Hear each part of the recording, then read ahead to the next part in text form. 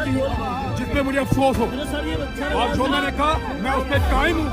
और मैंने जज साहब को कहा है कि जज साहब मैं अपनी माँ का एक बेटा नहीं हूँ, और बेटे भी हैं, लेकिन अरशद की माँ के पास अब कोई बेटा नहीं है। अरशद की माँ के पास अब कोई बेटा नहीं है।